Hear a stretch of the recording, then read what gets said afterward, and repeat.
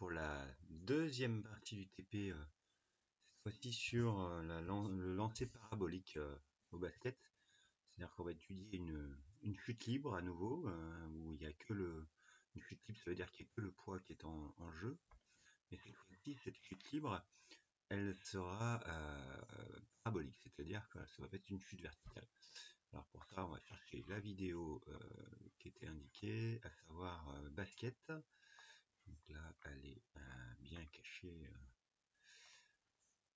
sur mon PC. Voilà. Voilà la vidéo.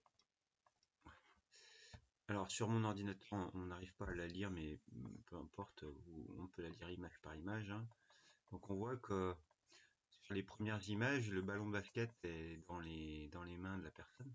Donc on ne peut pas faire l'acquisition des points du ballon tant que le ballon n'a pas quitté les mains de la personne. Sinon c'est pas une chute libre. Donc on considère qu'à partir de l'image 13, là le ballon a été lâché. Donc je me suis mis en image 13 et on va pouvoir, comme précédemment, sélectionner l'origine. C'est la première position de la balle. Sélectionner les talons, donc on nous dit que la baguette de bois qui est ici fait 2 mètres de haut. Hop. Donc ça fait 2 mètres. Et après je peux, alors les axes sont bien positionnés, le mouvement va être comme ça. Et puis on va sélectionner les points. Donc on va aller assez vite, mais il faut être précis tout de même. Voilà. Et on va aller ainsi jusqu'à la dernière image qui correspond à un peu après le maximum, enfin le point culminant du ballon. Ça doit être l'image 33 je crois. Donc on continue à pointer, hein. Pour ce pointage là il est assez quand même important, il faut être assez précis et pointer le centre de l'objet de façon régulière. L'essentiel c'est de pointer toujours le même point de l'objet. Alors là je choisis le centre. Si j'avais eu quelque chose, un véhicule, j'aurais pu choisir l'avant du véhicule, mais là je peux pas choisir l'avant du ballon, ça peut tourner, enfin bon voilà. J'ai aussi cette cible là pour pouvoir viser un peu mieux si je veux. Donc là je peux maintenant constater la trajectoire. Je vois que c'est une trajectoire qui a une forme qui est parabolique, et je vois que le mouvement il ralentit puisque l'écart entre les points il diminue. Après, si ça continue à descendre ici, je pourrais dire que le mouvement est accéléré dans la deuxième phase. Indiquer de manière qualitative comment varie la vitesse, ça donne les caractéristiques du vecteur vitesse. Donc déjà la vitesse elle diminue, on le voit, puisque les points se rapprochent. Après la direction de la vitesse elle change, hein, puisque ça monte, puis après le ballon là, va horizontalement, puis ça va descendre. Maintenant les caractéristiques, la valeur de la vitesse donc, diminue lorsque la phase de montée augmente, et puis elle va augmenter dans la phase de descente, c'est ce que je viens de dire.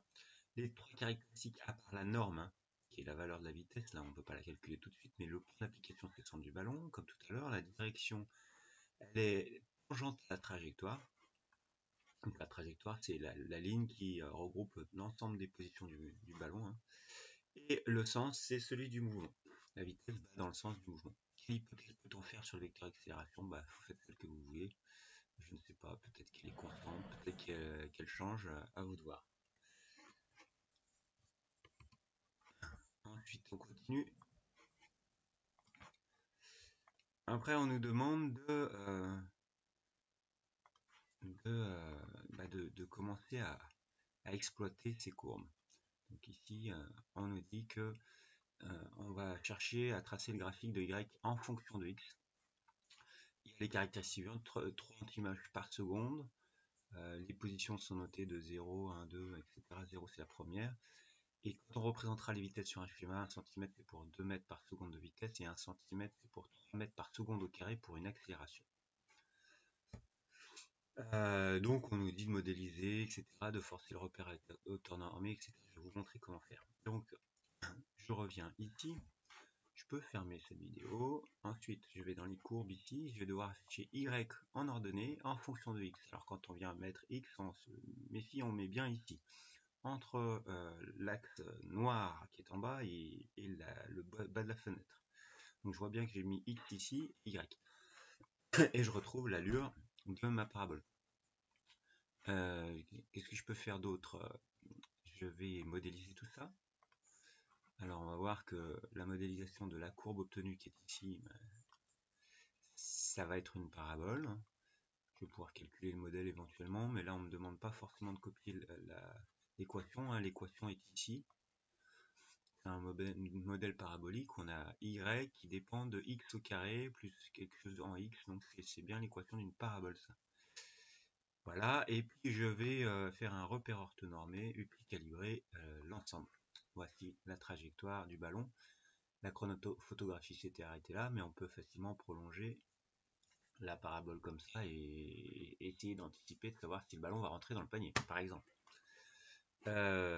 Donc, voilà pour ce qui était demandé. Maintenant, on peut imprimer cette chronophotographie, numéroter les positions, 0, 1, 2, 3, 4. Et on nous demande de calculer de façon graphique les vitesses. Alors, pour calculer de façon graphique ces vitesses, je rappelle que, par exemple, si je m'intéresse à la vitesse 2, il faut que je mesure la distance entre le point 1 et le point 3, donc les deux points qui se séparent ici, et que je divise par 2 fois l'intervalle de temps entre deux images. L'intervalle de temps entre deux images, c'est 1/30e, puisque j'ai 30 images par seconde d'après l'énoncé. Donc je sais que chaque fois que j'ai une image qui défile, il s'est écoulé 1/30e de seconde. Donc, pour cette première vitesse, M1, M3, je mesure la distance de 1 à 3. Alors je peux vous le montrer rapidement ici, mais je vais l'effacer après. Je mesure avec une règle cette distance-là. Et puis pour avoir, donc ça c'est M1, M3, pour avoir la vraie valeur, ici je mesure 1 mètre et sur mon document j'essaie de savoir à combien de centimètres ça correspond. Alors je crois de mémoire avoir trouvé moi 6,6 cm, ça dépend de votre impression. Il me semble avoir mis 6,6 cm, bon à vérifier. Et du coup ça me permet de calculer l'échelle. Je fais un produit en croix pour savoir quelle est la longueur M1, M3. Le résultat me donne 6,4 mètres par seconde. Sachant que l'échelle des vitesses c'est 1 cm pour 2 mètres par seconde, je vais devoir faire un vecteur qui fait 3,2 cm de long, la moitié de ça. Il va prendre comme origine le point 2, il va avoir comme direction la direction M1, M2, et puis il va être dans le sens du mouvement. Pour V4, j'ai fait le même calcul mais en mesurant de M3 à M5, ça me donne 5,9 mètres par seconde, il fera 3 cm de long. Donc V2 est tracé ici à partir du point 2, dans le sens du mouvement et la direction des deux points qui l'encadrent. V4 pareil, lui il part du point 4, il est dans la direction de l'axe M3, M5. Puis ensuite on me demande de tracer V4 moins V2. Alors V4 est en vert, ici j'ai déjà tracé moins V2, c'est-à-dire le V2 qui était là, je vais le reprendre mais le tracer à l'envers depuis l'extrémité de la flèche. Là j'ai fait V4 moins V2. Et donc la variation du vecteur vitesse, donc ce vecteur qui prend naissance au point 4 et qui arrive au bout de la flèche bleue, ici. Donc on voit ce petit vecteur delta V3, variation de vitesse. Donc ça c'est la variation de vitesse. Maintenant, si je veux l'accélération, comme demandé, l'accélération, elle correspond à cette variation de vitesse divisée par la durée qu'il a fallu pour faire cette variation de vitesse. Cette variation de vitesse a été calculée entre le point 2, là, entre la vitesse 2 et la vitesse 4, donc il s'est écoulé 2 fois taux pour faire cette variation de vitesse. Donc je vais diviser par 2 taux pour obtenir la variation de vitesse. Donc quand je mesure delta V3 à la règle, je trouve 0,3 cm ici. Compte tenu de l'échelle de représentation des vitesses, ça signifie que ça correspond à 0,6 m par seconde. Puis je vais diviser par 2 fois l'intervalle de temps, 2 fois 1/30e, ce qui va me donner 9 mètres par seconde au carré, c'est l'unité, alors il manque un moins là, c'est l'unité utilisée pour l'accélération. 9 mètres secondes moins 2. Ce qui signifie que ça va être un vecteur accélération compte tenu de l'échelle qui va faire, ah pardon, c'est pas 3 cm, l'échelle si je reviens dessus, c'était, si c'est ça, 1 cm ça fait 3 mètres par seconde au carré, donc si j'ai 9 cm, je vais faire 3 cm de long. Le point d'application va être le point 3 pour cette accélération, puisque c'est l'accélération point 3, c'est-à-dire celui-là. Et la direction va être donnée par ce vecteur variation de vitesse. On voit que c'est vertical à peu près. Donc 3 cm en partant du point 3 verticalement vers le bas. Voilà l'accélération à 3. Le même type de calcul me permettrait de trouver une accélération équivalente en A19, en calculant la vitesse au point 18, la vitesse au point 20, et puis je fais delta V, etc. etc. Bien. Refaire, donc je refais le même travail. Comment qualifier la vitesse au point culminant de la trajectoire? La vitesse au point 19, elle est minimale, puisque c'est le point culminant. On peut dire qu'elle est minimale. Donc, votre hypothèse sur l'accélération est-elle vérifiée? Si. Alors, sur l'accélération, là, on a dit qu'elle était, je sais pas quelle hypothèse on a fait. Si on a fait l'hypothèse qu'elle était constante, c'est vérifié, puisqu'on voit qu'ici sur notre tracé, c'est la même pour A3 et A19. Maintenant, on va vérifier tout ça par les modèles mathématiques que peut faire Lattice Pro. Pour étudier de façon plus précise le mouvement du ballon de basket, on va calculer les coordonnées de sa vitesse, son accélération, pour tout instant à l'aide des modélisations de Lattice Pro. Donc on va reprendre le travail de la partie 1, on va modéliser le mouvement X et le mouvement Y sous forme de X et Y, et puis ensuite on va dériver tout ça, puisque la vitesse c'est la dérivée des coordonnées de position, et l'accélération c'est la dérivée des vitesses. Alors, et bien c'est parti. Je vais modéliser mouvement X qui, quand je le regarde, mouvement X, ça doit être quelque chose qui est... Alors auparavant, je vais d'abord, dans une nouvelle fenêtre, afficher mouvement X pour savoir un peu à quoi il correspond, et mouvement Y. Je vois que mouvement X, c'est une droite qui passe par l'origine, mouvement Y, c'est une parabole. Donc pour modéliser mouvement X, je vais choisir comme modèle un modèle linéaire qui pourrait pas mal convenir. Tac. Je peux regarder l'équation ici. X est égal à 3,33 fois le temps. Cette équation, je vais pouvoir la noter. Pour Y maintenant, je vais faire une autre modélisation. Mouvement Y, cette fois-ci, je choisis parabolique. Et je fais calculer le modèle. Je vois que j'ai une modélisation qui colle pas mal aussi. Et son équation, Y est égal à moins 4,7 environ, fois t au carré, plus 6 fois t, moins quelque chose d'insignifiant qui vaut presque 0. Ok. Ces deux modèles, je vais les renommer X et Y.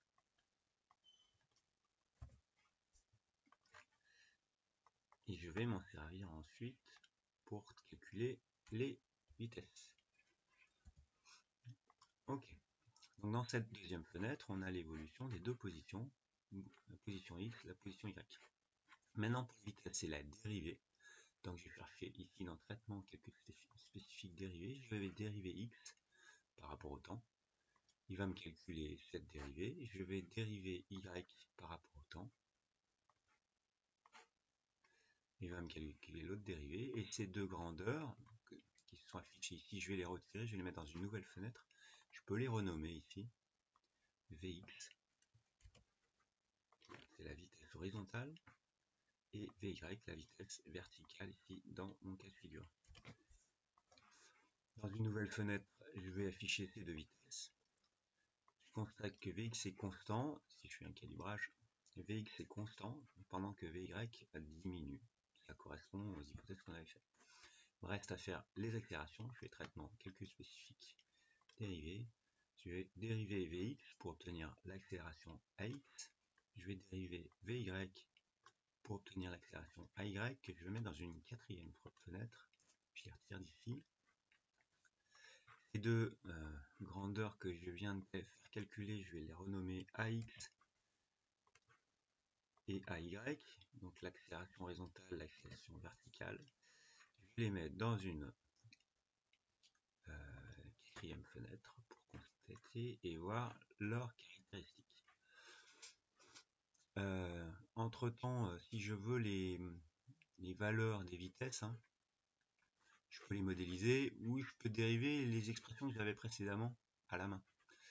Alors pour voir tout ça, je fais mosaïque auto, je vois la trajectoire ici. Ici j'ai X, là j'ai Y qui est parabolique. Ensuite là j'ai Vx, donc la Vx ici qui est constante, c'est la vitesse horizontale du ballon. Vy, la vitesse verticale. Et puis quand je regarde, là il faut que je calibre les deux accélérations, il y en a une qui est à 0, l'accélération horizontale est nulle, le ballon n'a pas de raison d'accélérer horizontalement. En revanche, il accélère verticalement, sous l'effet de la pesanteur. D'ailleurs, si on place un réticule et qu'on se met à la hauteur de la dernière barre, on n'est pas loin de 9, quelque chose. On devrait être à 9,8 dans un cas idéal. Alors, pour terminer, on relève les équations. Voilà ce que j'ai relevé. Pour trouver, ça c'est les équations des positions, le modèle linéaire, et enfin affine, et le modèle parabolique de la position verticale.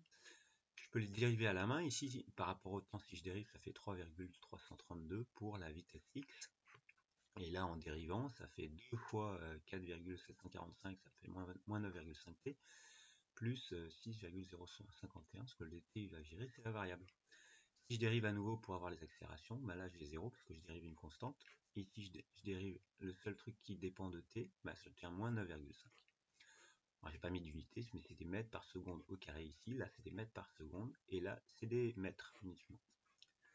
Alors, si je veux vérifier les coordonnées des vecteurs où j'avais trouvé 6,1 mètres par seconde et 5 précédemment, et puis 9, 5,9 mètres par seconde, 6,4 mètres par seconde pour V2, et puis pour l'accélération 9 mètres par seconde au carré.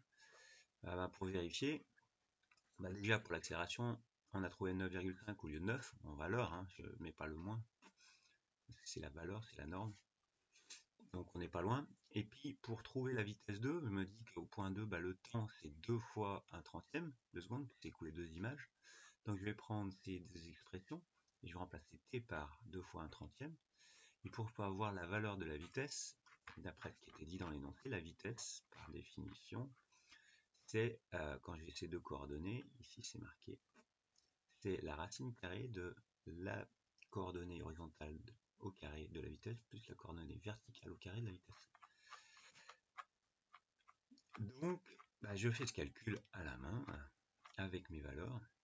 Donc ici pour t qui vaut 2/30, la vitesse de toute façon ne dépend pas de t, donc c'est 3,322 au carré pour Vx. Et je vais prendre cette expression là avec t qui vaut 2/30, donc moins 9,5 fois 2/30 plus 6,1 de tout au carré. Ça me fait 6 mètres par seconde au lieu de 6,4, on n'est pas loin. Et puis pour le dernier, alors j'ai 6,1 je crois, ça se donnait. Et puis le dernier, 5,8 au lieu de 5,9, on n'est pas loin non plus. Et puis recopie les phrases suivantes, la norme est toujours positive, quels que soient les axes, alors que les coordonnées peuvent être négatives ou positives. Voilà pour cette dernière vidéo.